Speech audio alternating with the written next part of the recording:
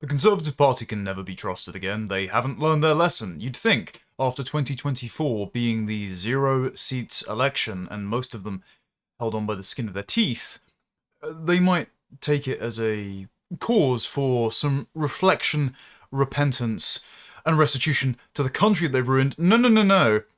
Their avatars are still out there doing the media rounds, reciting the same old tired platitudes, and refusing to update their political software.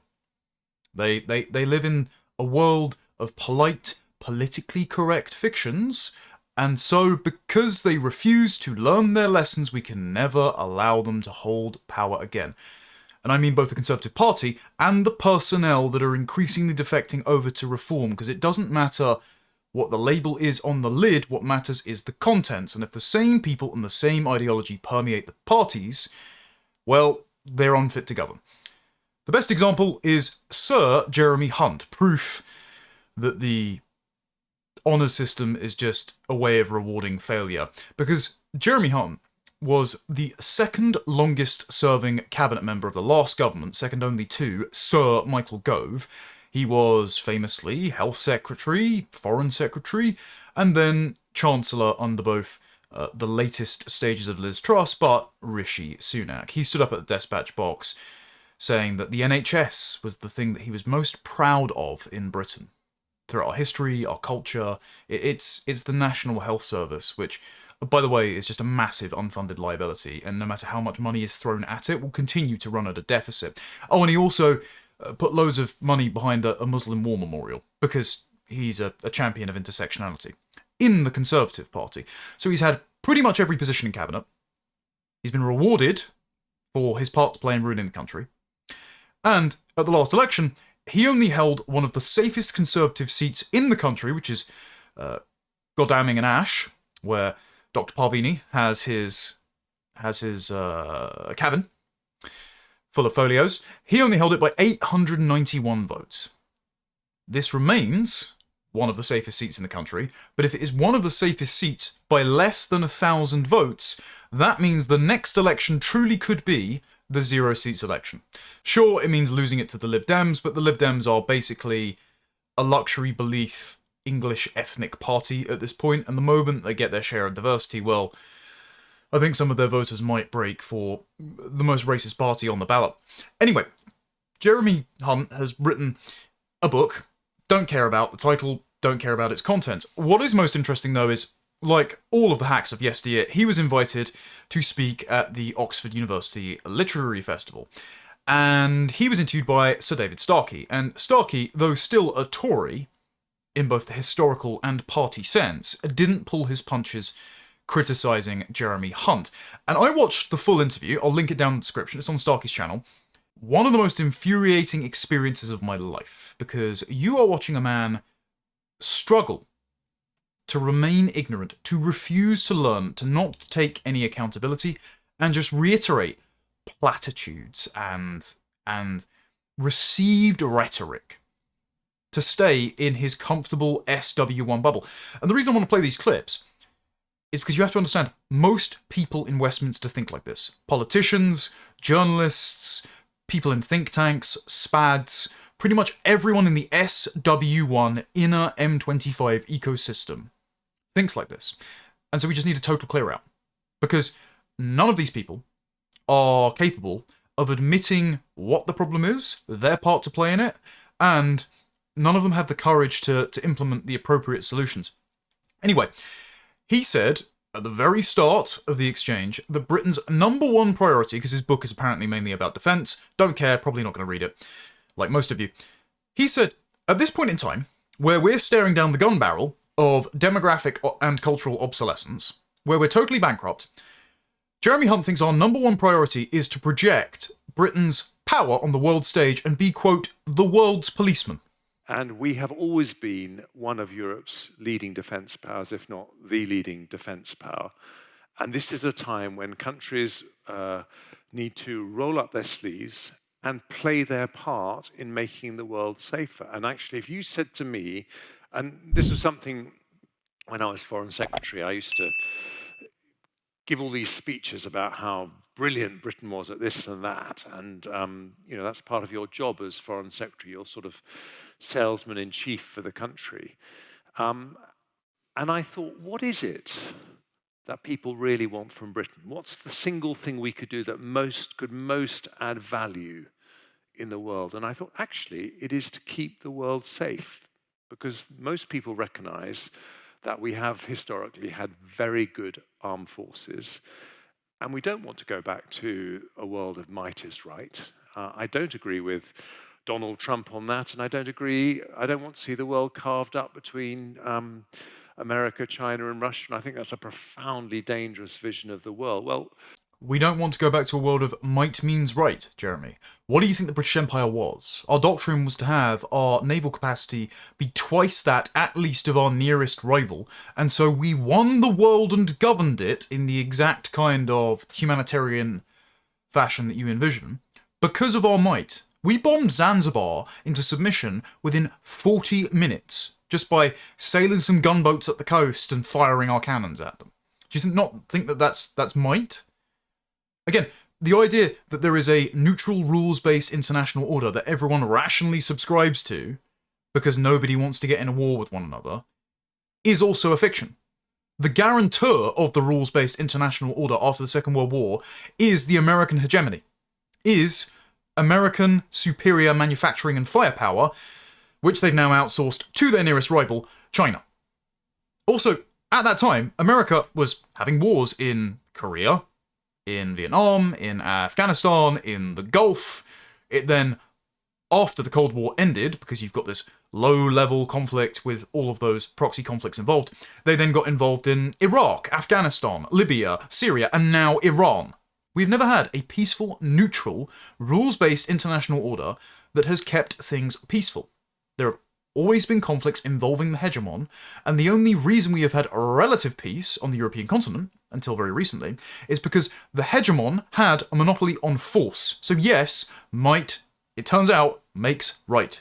Just because you feel uncomfortable with the prospect does not make it not true. This is infinitely unrealistic, isn't it? Let's again look frankly at the last few weeks. The last few weeks brought about by Trump's intervention in Iran.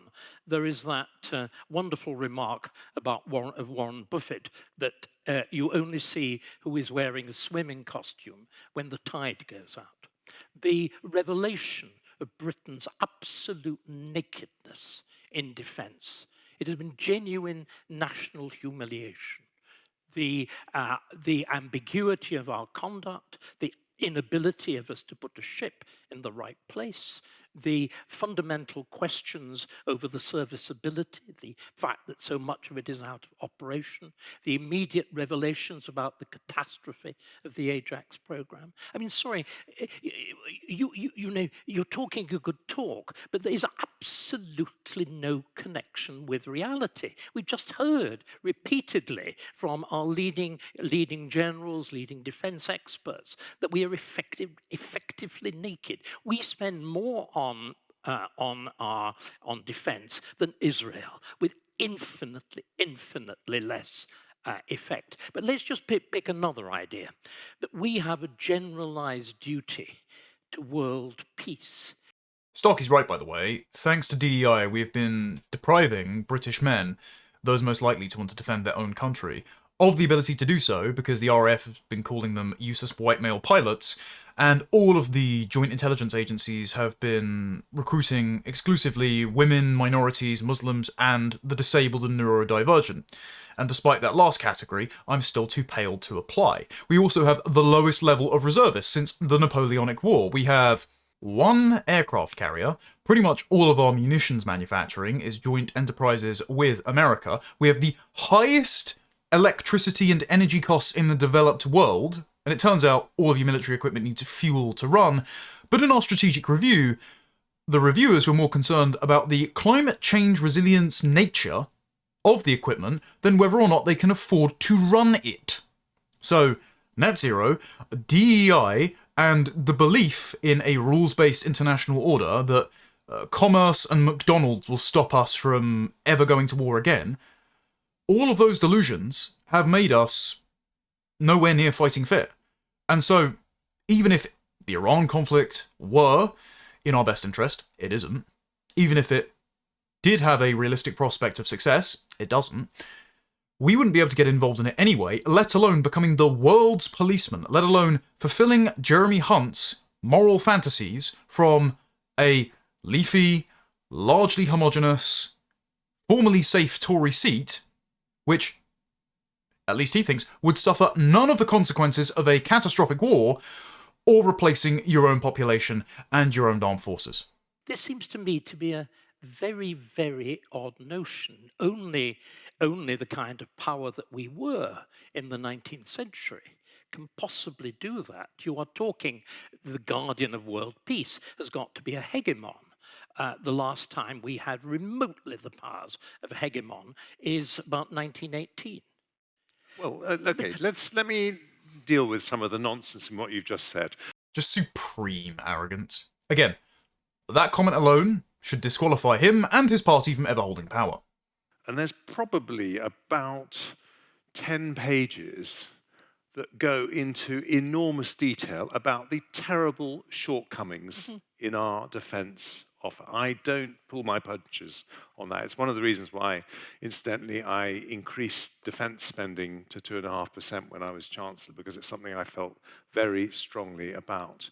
But, you know, I went to a conference last year in which I heard one of the most senior American admirals in the US Navy, who's responsible for the Indo-Pacific Fleet. So if the balloon goes up in Taiwan, he'll be the man responsible. And he said a really interesting phrase. He said, "Hope is the first duty of command." And I have to say, the kind of negativity that I heard from you just then, David, reminded me of the 365 economists who wrote into the Times saying that Margaret Thatcher's economic policies were wholly wrong. You'll see a common thread throughout these clips. It's that Jeremy Hunt believes fully in the blank slate. If you don't know what that is, I'll link an explanatory video down below. But to summarise, nature is irrelevant, everything is nurture, it's all a consequence of environmental and cultural factors, and therefore any inequalities, disparities, or divisions are a result of something being artificially introduced into the system. So, society itself is an unjust imposition on natural human egalitarianism. And so, if you notice the problem, you're actually creating the problem. If we all just shut our eyes and held hands and sang Kumbaya, we'd be living in John Lennon's Imagine. As you saw right there, rather than address the substantive problems about manufacturing capacity, energy costs, military preparedness, Jeremy Hunt instead said, "Oh, David, you're a bit negative."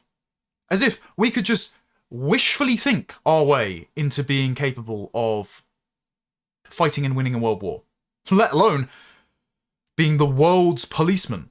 The empire is gone, Jeremy, and you aren't going to be able to re-establish it by either importing its subjects into our country to all live cheek by jowl as if we can all get along, or by just talking as if we are a global superpower. We're just not.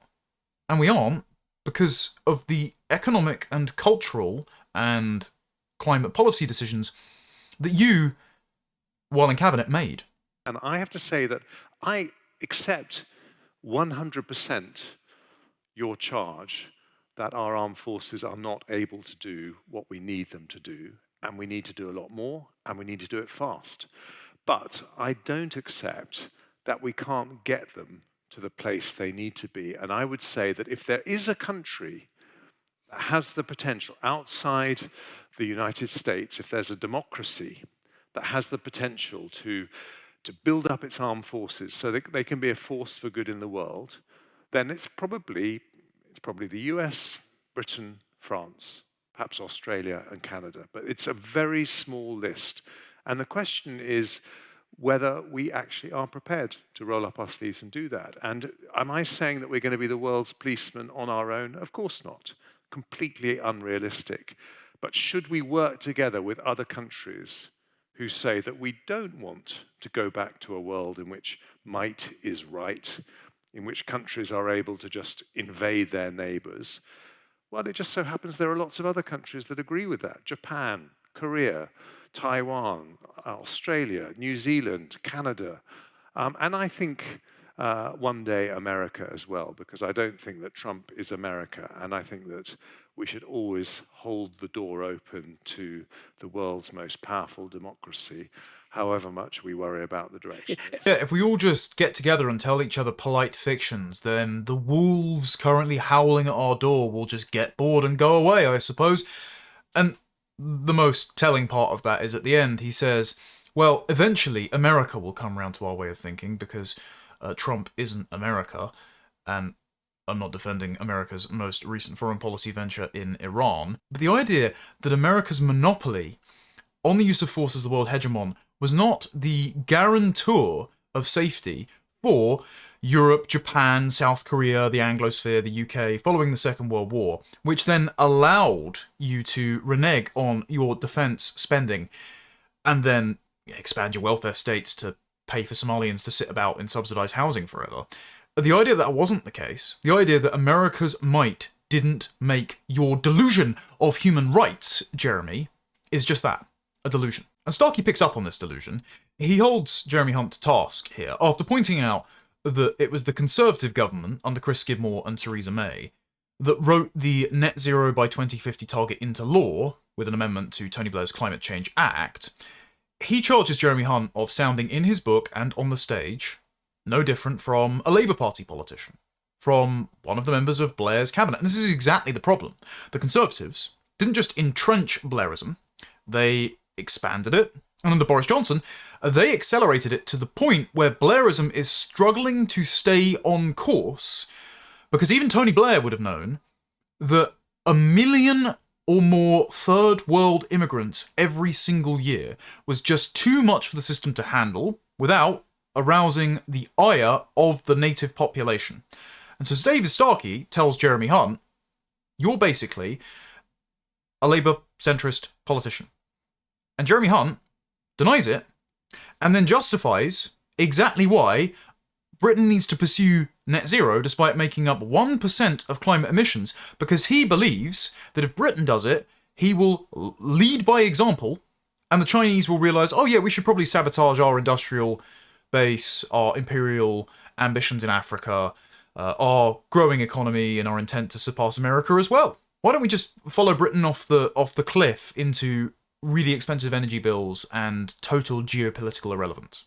These weren't simply that you didn't reverse what Labour had done. You actually intensified it, didn't you? I mean, again, your book has got... I mean, one of the things that I found striking about your book, it could have been written by any centrist Labour politician. Exactly the same sort of things that you feature: climate change, human rights, soft power, creative industries. They're just absolute common ground. This is the stuff of the Uniparty, isn't it? Well, no, for one very simple reason, which is exactly how you started this interview. This book says one of the most important things we need to do is to increase defence spending, and Keir Starmer's not doing that. And you and I both know that a Conservative government would do that. So it's about It what didn't. you... Well, actually, I did. I increased defence spending to 2.5%. Bye. It's very easy to say that, No, David. but so it's no, true. hang on. It's true. It's very easy to say that out of context. Remember, when I became Chancellor, markets were in free fall, inflation was 11%, the economy was predicted to be facing the longest recession in 100 years, and defence spending, which for more than a decade had been at 2% of GDP, to find the resources to increase it to 2.5%, by the way, I think it needs to be even higher, was a big deal. And I don't apologise for that at all. I did the work to make sure we could do it, and now I want us to go further. Tinkering within a fundamentally broken system is not laudable. It just shows that you were too cowardly to fix the system that is destroying the country. Like, making Blairism work more efficiently is just hastening are national suicide, Jeremy. So no, you don't get a pat on the back for incremental increases in defence spending and trying to address the deficit. Well, actually, it ballooned under the Conservative government, in part because of your preferred technocratic solutions to the COVID-19 pandemic. We'll mention that later, but Jeremy Hunt wanted us to copy communist China in having a total lockdown and a zero COVID strategy, something that's actually wrecked the Chinese economy and made its birth rate even worse. But Jeremy Hunt, yet again, remains unrepentant for supporting that because, you know, he has a Chinese wife or something. That's genuinely his excuse. But if you think that you should be commended for not just inflicting this system on us, but refusing to repeal it, refusing to replace it with something more in keeping with the traditional system that actually gave Britain its world historic peace, prosperity, and the ability to run a world-spanning empire at the fraction of what the modern state costs, the state currently, which has more civil servants per capita than communist China. If you think that you deserve a pat on the back for that, yet again, you're deluded and should be nowhere near power ever again. I totally reject your suggestion that it's a very easy Nigel Farage line to talk about the uniparty. It's bollocks. Let's be clear. I agree that it's bollocks, Jeremy, because Nigel Farage is literally rebuilding a uniparty out of Liberal Democrat, Green, Labour and Conservative defectors in reform. It's literally the uniparty. All parties coming together under a teal gazebo. It's not what people want, and it's why reform has slumped in the polling by as many as 5 to 8 points from its peak in May of last year. People don't want the uniparty. You represent that. Yes, it is. And let me give you the evidence. When David Cameron came to office, we abolished nearly 150 of those quangos. Another 150 were merged into other quangos. I know, because I was responsible for 53 of them at the Department of Culture, Media and Sport, and I had to find about a dozen to get rid of.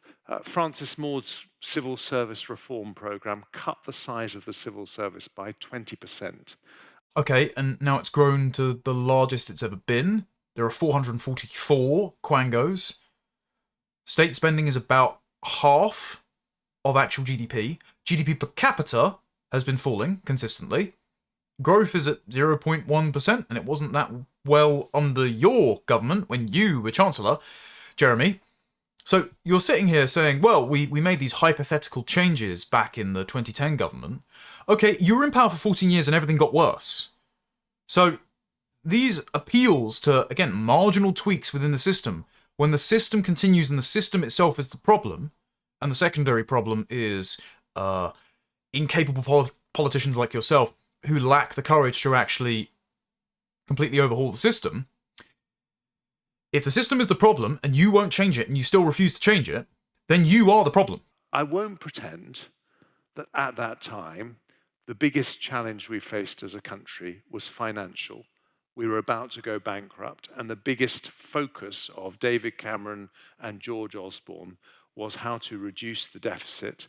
So I'm sure there were woke laws from the Blair era that we left in place. You added to them. Well, okay, I think the one that you think we added to is one where we will probably have a disagreement, because I do believe that we should live up to our responsibilities on climate change. I think that we have made a big mistake in our climate change policy, which is that we've adopted policies that have given us the most expensive energy prices in the developed world. Jeremy, that was your approach. That was the consequence of the law that you are currently defending passing. That is a consequence of net zero by 2050 and insisting on a renewables-heavy strategy. Oh, and by the way, the 2010 government that you were health secretary of, refusing to build new nuclear power plants because, as Nick Clegg said, well, it'll take 10 years to build. Oh, and it turns out we were still alive in 2020, and that's exactly when the energy prices were ridiculously high, leading up to the spike in global gas prices caused by the successive Ukraine and Iran wars. It would have been really handy to have had an abundance of cheap, clean nuclear energy at that time, but the government you were a part of chose not to do it, Jeremy. So You might say it's a mistake. No, it was the direct and predictable consequence of the policy you helped pass and are currently defending. Oh, and by the way, David Starkey was referring to more than just that. The Gender Recognition Act that was passed by the Blair government, you kept. You, again, were the part of the government that allowed the civil service to conduct pride workshops while on work time, to fly the Progress Pride flag out front of the Home Office. You were the part of the government that celebrated the fact that same-sex marriage was recognised as part of David Cameron's government. You allowed the Tavistock Clinic to continue operating. You didn't repeal the Equality Act. In fact, you yet again entrenched it, supported it, kept it on the books. The fact that there was an equalities minister in a Conservative government means you were an abject failure. All of these things are great big problems. You did nothing about it. You still won't do anything about it. But do I broadly think that we should be responsible when it comes to protecting the planet and setting an example when it comes to CO2 emissions? I do. I think that's a good thing. So on that one, I think we will probably have a disagreement. Totally delusional utopian thinking, backed up by nothing more than platitudes, and because he is the beneficiary of a patronage system that gives him a knighthood, a book deal, continued presence in the Commons, because he's still an MP, remember? Because he gets to benefit from all that, he feels he never has to examine or evaluate or means test any of his beliefs, and we all just have to pay for and live with the consequences.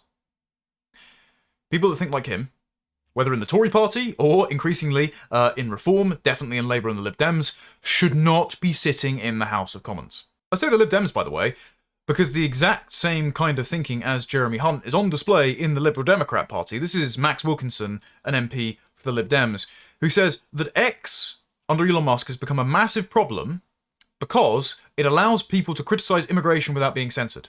Yet again, this is the belief that we are all blank slates, and if you point out the problem, you're actually creating the problem, and if we just stopped talking about the problem, there would be no problems. We would all be equal, there would be no conflict, we would all live in some sort of post-racial utopia. Total delusion.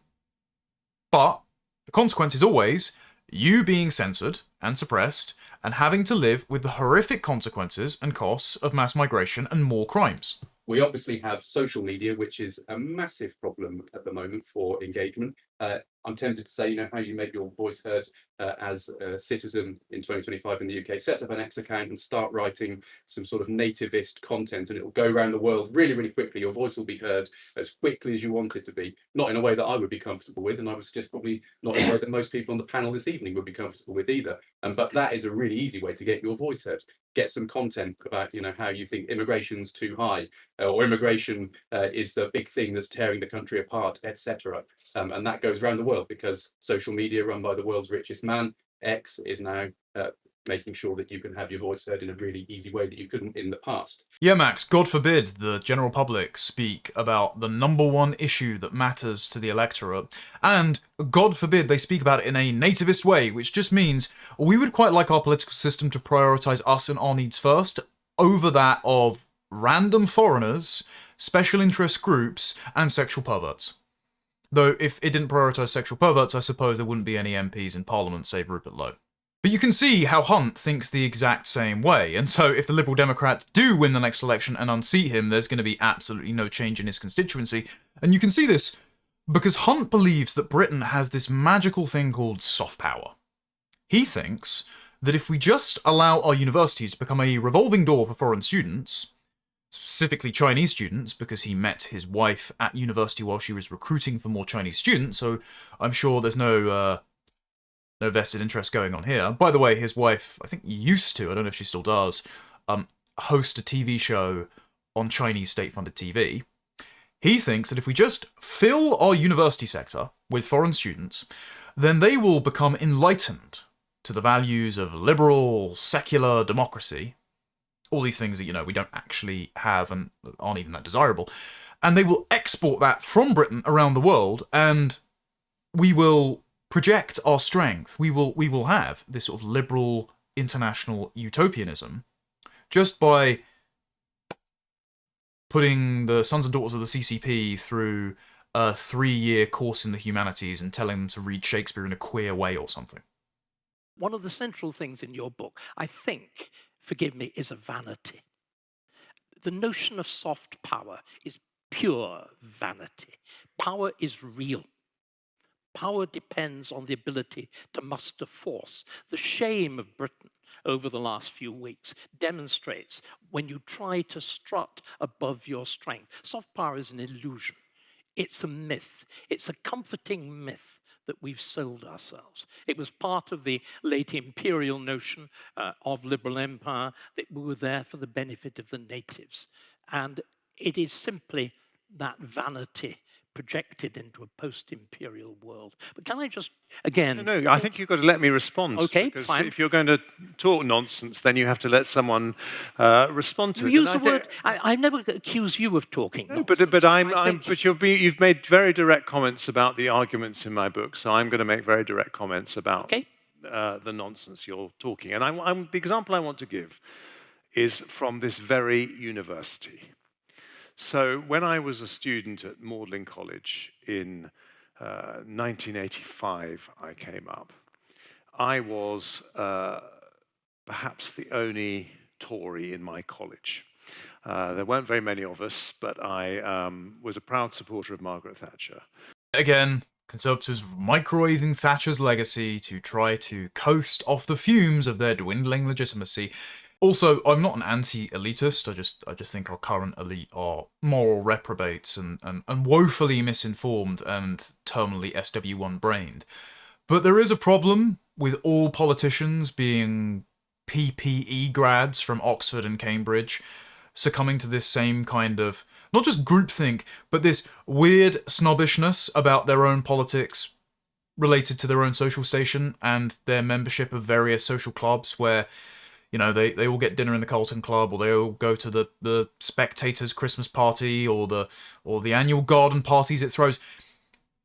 It's this weird cultishness that means that because all of their identity and their social relationships are dependent on a certain suite of beliefs, they never examine those beliefs, even though they're doing the country a massive amount of harm.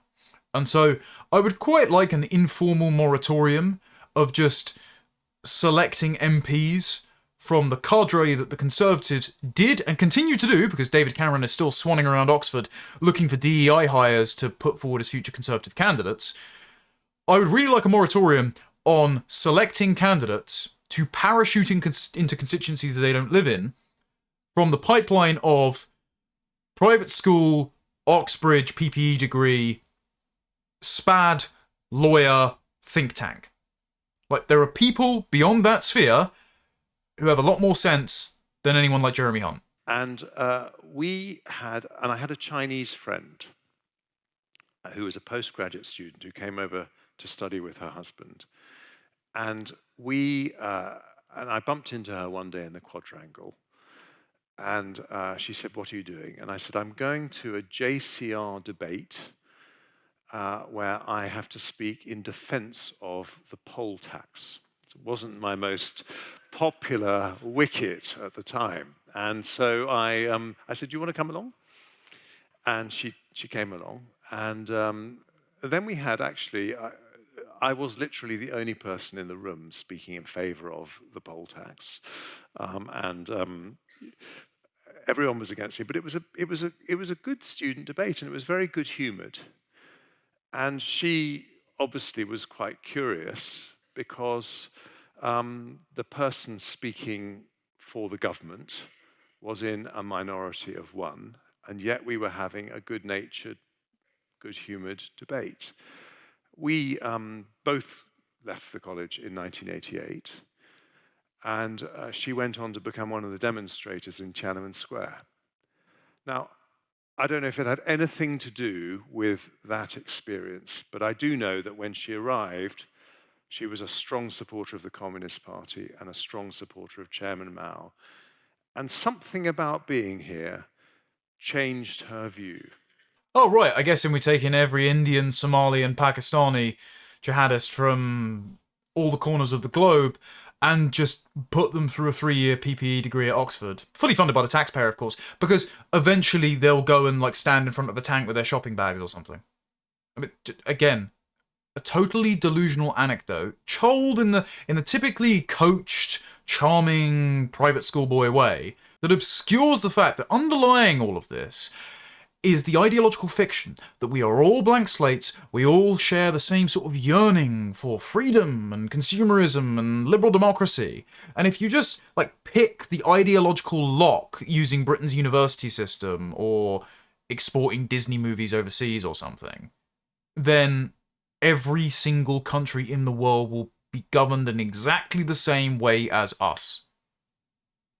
It's just mental. And I'm sorry, I'm not prepared to submerge my country and my culture in a tide of foreigners with the vague hope that that happens not just here, but overseas. Because we can already see, hasn't happened here.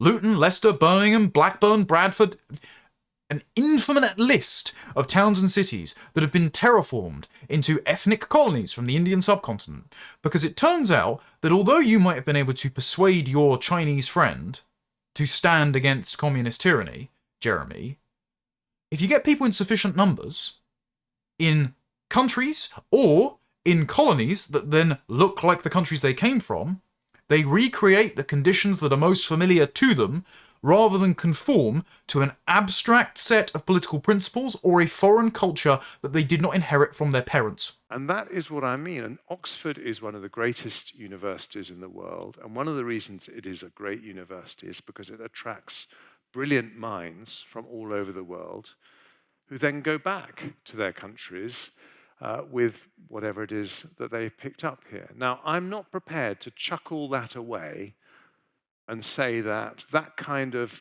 soft power is vanity.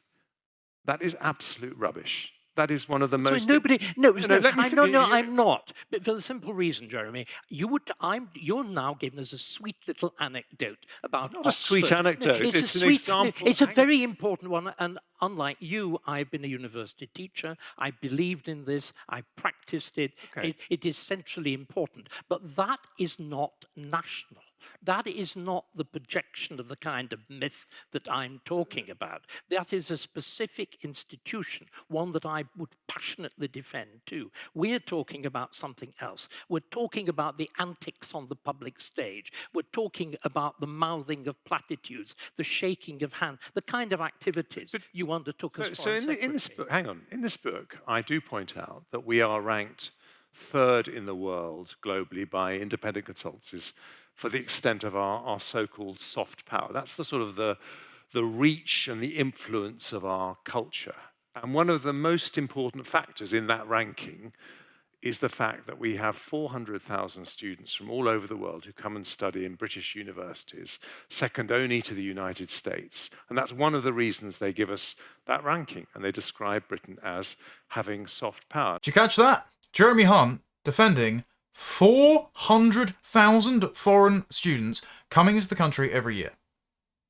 Remember, when he was in government in the 2010s, immigration as a whole wasn't even running that high. And he's defending the new status quo, post-Boris wave, of 400,000, mainly third world and Chinese students coming to the country every single year to study, many of whom don't leave. So this is proof that the Conservative, as I've written in an essay actually responding to a previous interview of David Starkey's, the Conservative will only ever consolidate the gains of the previous progressive revolution and make it their new policy platform, because to undo it, let alone reverse it, would be far too much change for them. They are not governed by principles or philosophy a lot of the time. They are governed by a temperamental aversion to doing things. One might call it cowardice. And to stop the massive inflow of hundreds of thousands of foreign students, to stop the pollution of academic discourse in universities by the fear that if you mark down a Chinese student who doesn't even show up to their lectures and turns in an essay using ChatGPT, that they will stop coming to the university and the university will stop getting the massive amount of money that is paid in by foreign students. If you stop all that, if you stop the creation of Confucius Institutes and censorship on university campuses, if you stop the overstaying of student visas and students claiming asylum for bogus reasons, if you stop all that, then we won't project our soft power out into the world, and Jeremy Hunt won't be able to fulfill his dream of rebuilding the British Empire. You did just describe that as vanity, and I'm saying it's not vanity, it's actually something very important. And I think that if you're, and I do believe, by the way, I don't want a world in which just Britain is okay. I actually think so. The things that I believe in, treating people with dignity and respect, freedom and democracy, they're things that actually are important for all human beings. So if you are, let me finish my point. So if you are an African country and you're thinking, do I go in the autocracy direction, because China seems to be doing very well, or do I go in the democracy direction, then whether things are working in the UK actually has an influence. Now, at the moment, they're not working terribly well. They're not working terribly well in America. The two great exponents of democracy, the two countries that between them set up the international order, have both got massive issues.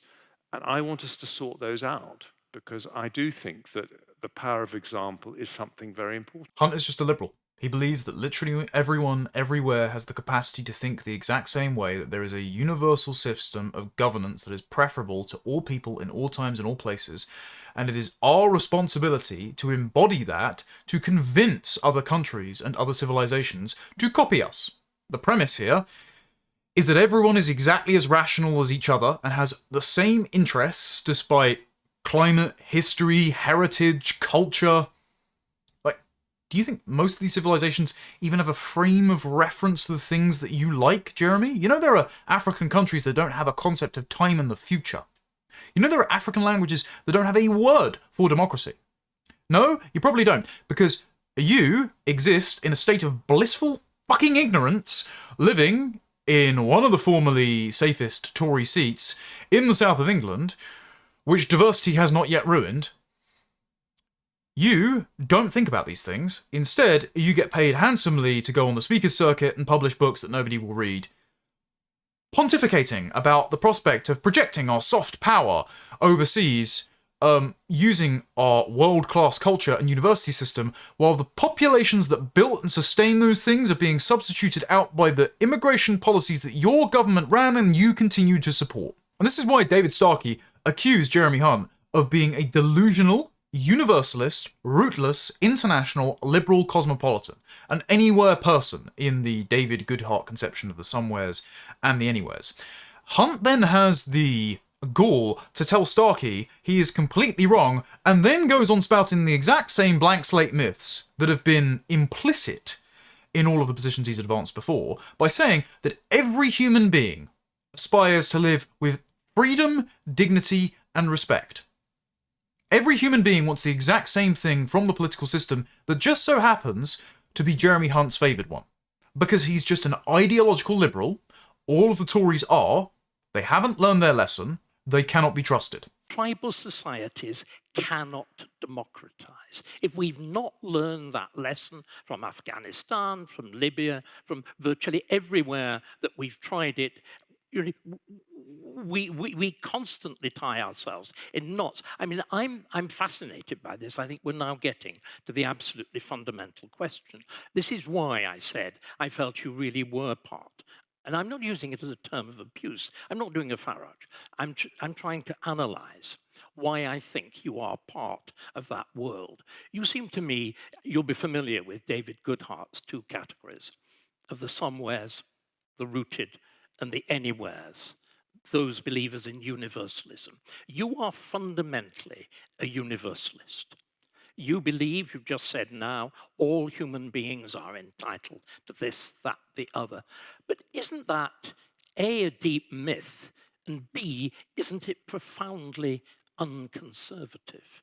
Can I remind you of the, by far the greatest leader of the Conservative Party, not the greatest Conservative Prime Minister?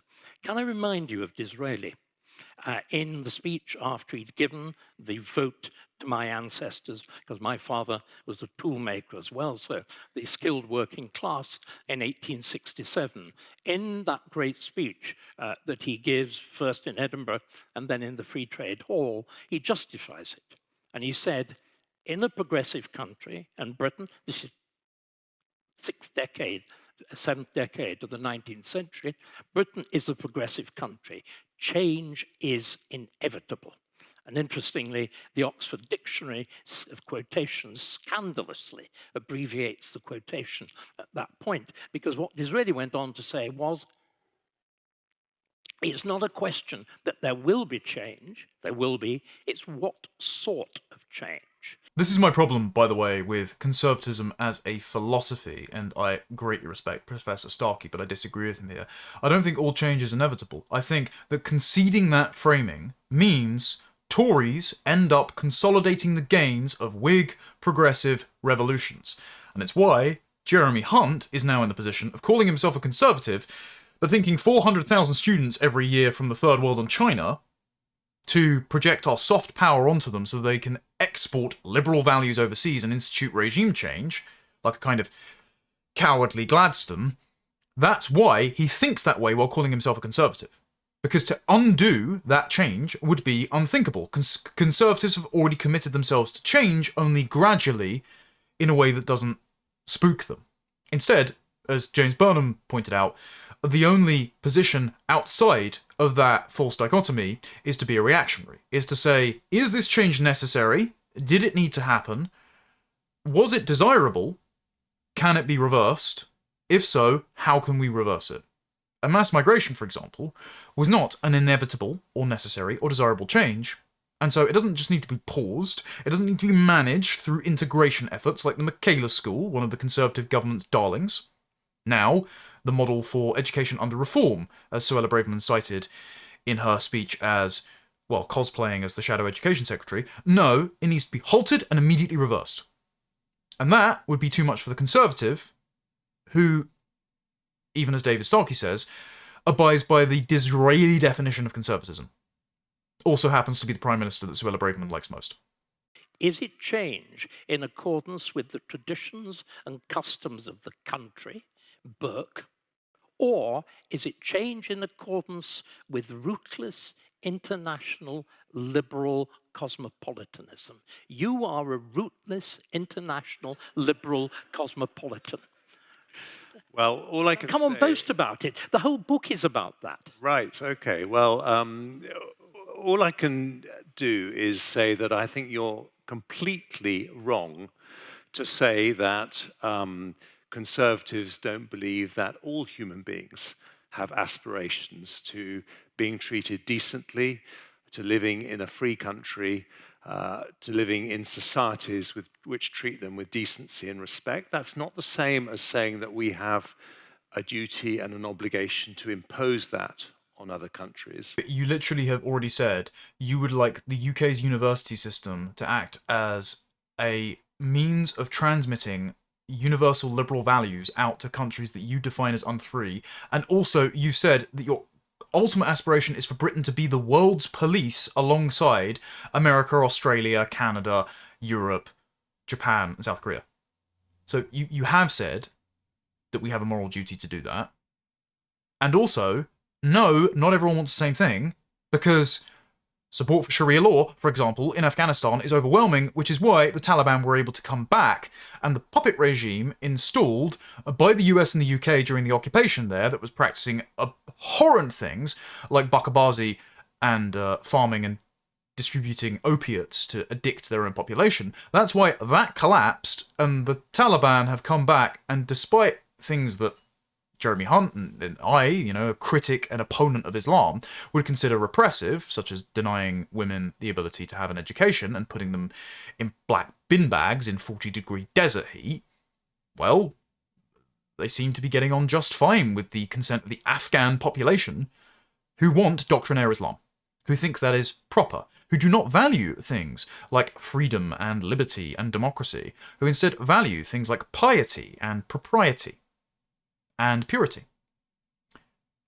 Not everyone wants the same thing. There is no universal standard human buried beneath layers of arbitrary cultural sediment and economic inequality. You can't use foreign aid or soft power or platitudes about the end of history to persuade the entire population of Afghanistan to govern themselves as if they were Englishmen in the immediate aftermath of the Second World War. Just not going to happen. But Jeremy Hunt, the Conservative Party, the Uniparty more broadly, still believe this. Vote accordingly. And we should certainly recognise that we have made many mistakes when we've tried to do so, that the imposition of parliamentary democracy immediately post-independence in much of Africa was not successful, although interestingly, over time, there are some African countries where it's possible to see that it's actually beginning to thrive. I think of Ghana, for example, as one of those countries.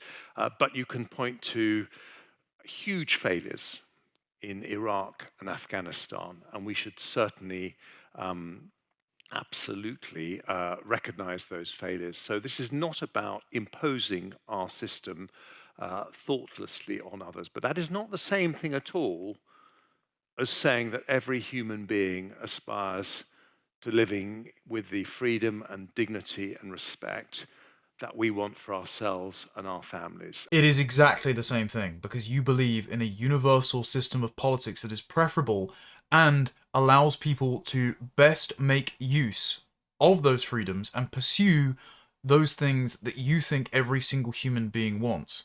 This is the classic liberalism baked into neoliberal and neoconservative philosophies of the 90s, 2000s, and 2010s. This is, as Emily Finley points out in Ideology of Democratism, the latent liberalism that lurks in Leo Strauss, the belief in the ability to create universal principles through philosophy alone, that is accessible to all human beings via the power of reason, and so if you just bomb reason, liberty, and democracy into the foothills of Afghanistan, then some goat herder will emerge from the caves, announce himself George Washington, and Afghanistan will be a constitutional republic just like the United States. Like, this is the exact same logic that you're espousing, Jeremy, a sentence apart from the one that you say, well, it didn't work in those countries and we acknowledge those failures. Like, you're saying, yes, we should acknowledge the failures, but also learn literally no lessons from those failures and just try again. And I think they do. And we may have a difference there, but I think... We do. Well, I'm just telling you now, my wife's Chinese, and I can absolutely tell you, by the way, it doesn't make me rootless to be married to a foreigner. It doesn't make me any less British either to be married to a foreigner, but I can tell you that she absolutely understands the difference between a free society and a society that is not free. Reminder, Jeremy Hunt's bid to be the leader of the Conservative Party and Prime Minister in 2022 ended because of a resurfaced video where he supported China's zero COVID policy of escorting people directly from the airport and shutting them in their hotel rooms for weeks on end. So, turns out that not only does Jeremy Hunt's wife not know the difference between a free society, the kind that Englishmen expect to enjoy and live in, and a tyrannical society like China, it turns out Jeremy Hunt doesn't know the difference either. Or he does, and wishes we were more like China. As for whether Jeremy Hunt's marriage to his Chinese wife makes him more or less likely to support the British people, particularly and parochially, well, right at the end of this exchange, David Starkey brought up the fact that immigration barely featured in his book at all, and there was only one use of the term Muslim or Islam, and it was in reference to persecuted Muslims, depicting Muslims as the victim. So this great social experiment that Jeremy Hunt and his government have inflicted upon us barely got a mention in his book about all of the issues facing Britain. And Hunt responded by saying, one of the things he's proudest about Britain is this apparent ability to bring in the best and brightest over centuries into our country. Bear in mind, we received more immigration since 1997, in the period in which Jeremy Hunt was in government for 14 years, between 2010 and 2024, than we did between 1066 and the Second World War. So no, we haven't done this for centuries. We haven't done it with far distant lands. This is not the historical norm. This is not something to be proud about. The majority of immigrants brought in under the governments that Jeremy Hunt served in, or as at least a member of parliament in the party that was in government at the time, are not net tax contributors. They are not the best and brightest. A disproportionate number ever since Brexit, ever since Boris Johnson's decision to betray Brexit with over 1 million third world migrants every year. Many of those are committing violent and sexual crimes. Their majority, again, imposing a cost on the taxpayer. And none of them were wanted. So, and, as well, we have had record migration, and both our GDP growth has stagnated and fallen, and our GDP per capita growth is less than that of all American states. So if more immigration were a solution to our problems, we would have no problems. And so Jeremy Hunt is not just defending the record of previous governments, including the ones that brought these millions of people here in the first place. He's not just saying we still need hundreds of thousands of students to come in every year, but he is saying that the thing he is proudest about his own country is the fact that it allowed him to have a foreign wife. So, yeah, it turns out that this does make you less British, and it does make you completely out of touch with all of the voters that gave your party a kicking for what they did to the country through immigration before, Jeremy, because you think it's just fine. In the book, you were scrabbling to find Lee Kuan Yew. I scrabbled in the index. I found a single reference to Muslim, and it was persecuted Muslims. The entire omission of this gigantic cultural change in our country, the desperate attempts of our global elite, our globalizing elite, to pretend that multiculturalism is wonderful and that diversity is our strength. What Neil Ferguson has referred to, you mentioned the Soviet Union, Ferguson has given an analysis of Britain and indeed much of the West as one that's also based on noble lies. And you've not addressed at all that sense of omnipresent discontent. It's not just invented, is it, by Farage? Farage is exploiting things, of course, but he's not inventing them. The discontents are real, aren't they? And none of what you've said seems to me to, frankly, address them. Well, I've written a book about Britain's role in the world. In June, I will publish my next book, which is about how to fix our economy. Brilliant. I'm never going to run out of toilet paper.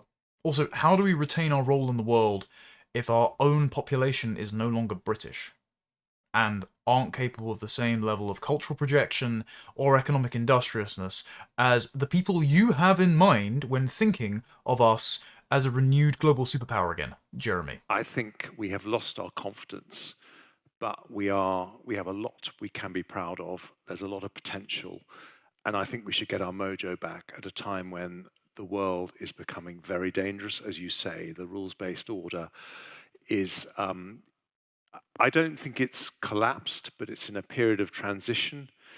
And if we don't want to move to a violent Hobbesian state of nature in global affairs where countries are, borders are being regularly trampled on and countries are being invaded, then countries which do have a sensible idea about how to order things internationally need to roll their sleeves up, and I think Britain should be one of those. Again, Jeremy Hunt's worldview is liberal. He thinks everyone is exactly the same, they have all the same interests, the same capacity to reason, therefore it imposes an obligation on we, the progenitors of liberalism, we, those who are enlightened, to use our soft power, our culture, our education, to bring the light of liberalism to all corners of the world. Otherwise, we will break out into a war of all against all, nature red in tooth and claw, as Hobbes warned. And so what Jeremy finds himself doing is building the Leviathan out of fear of a state of nature style conflict described by Thomas Hobbes.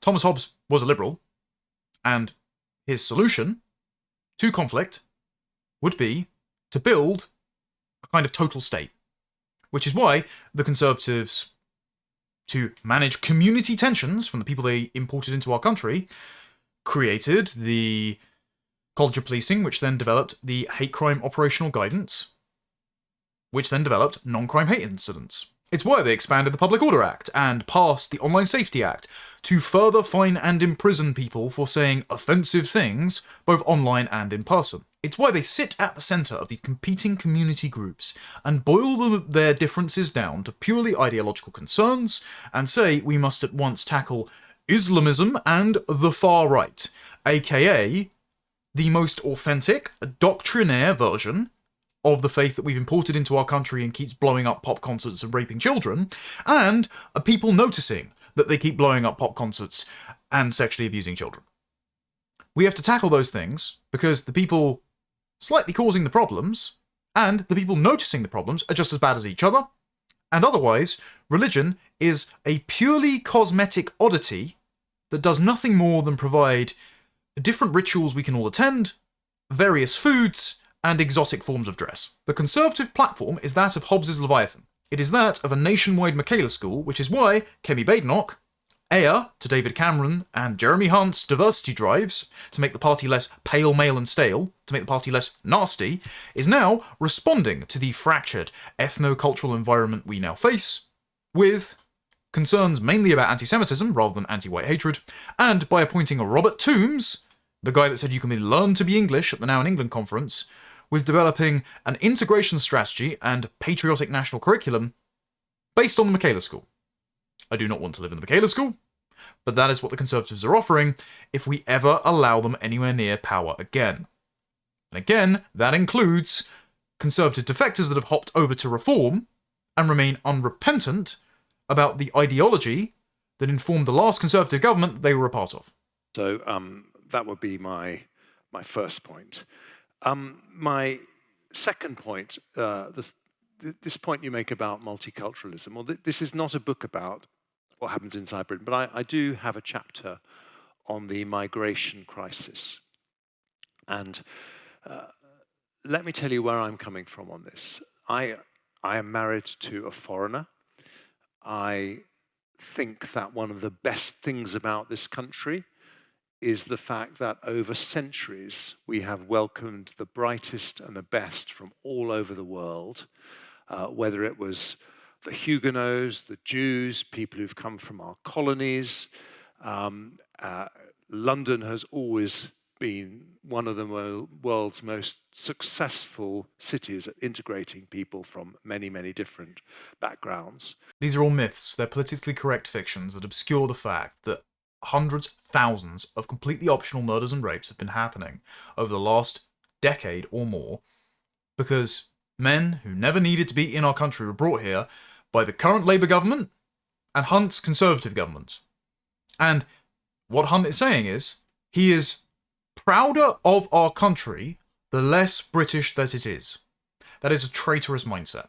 That is saying that you are ashamed to have the kind of country that was at the zenith of its civilization, uniquely prosperous, peaceful compared to many countries even now, and 99.9% white British.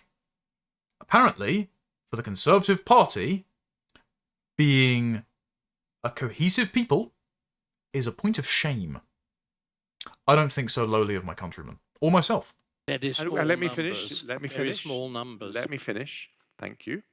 And if you look at our Nobel Prizes, where we're second only to the United States in the number of Nobel Prizes we've won, a third of them have been won by people who were born abroad and came to the UK to do their studies.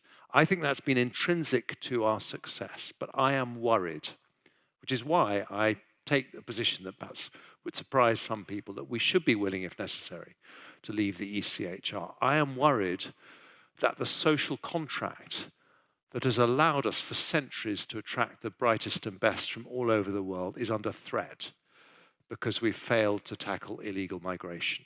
Jeremy Hunt only wants to stop illegal migration, no talk of deportations, by the way, because it threatens the existing political settlement that allows mass legal migration, for example, 400,000 students or more, according to him, every year, and to squeeze GDP like a blood out of a stone from anyone we decide to import into our country.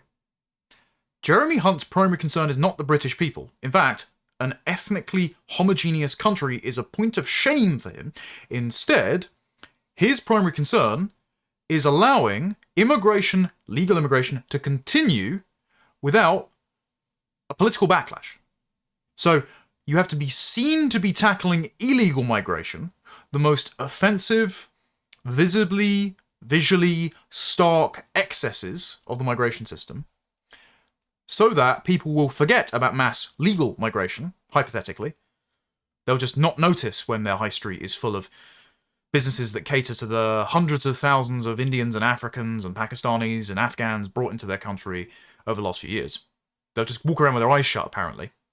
If we tackle illegal migration, then mass legal migration can continue, and that is the primary concern of Jeremy Hunt, not the demographics or the democratic consent of the native population. He hasn't learned. The Conservatives haven't learned. No matter what they promise, it will always be a half measure or it will not be carried out, and instead they will continue to mouth like Orwellian duck-speak platitudes, wah, wah, wah, wah, wah, just telling themselves these polite fictions so they can keep going to dinner parties while the country crumbles around us. For that reason, and I think we do need to do much better, and we need to stop the small boats, and people need to have confidence that the people who come here will be people who come here legally. And that's why I think we have to be very honest that if we don't tackle illegal migration and bring down legal migration to sustainable levels, which I do think was a failure of the last government, then we will break that social contract. And that great tradition of openness, which has been the making of this university and many other universities across the country, will be under threat. And so that's why I think we have to be balanced and pragmatic in order to sustain what I think has been one of the fundamental contributors to our success as a country over many years.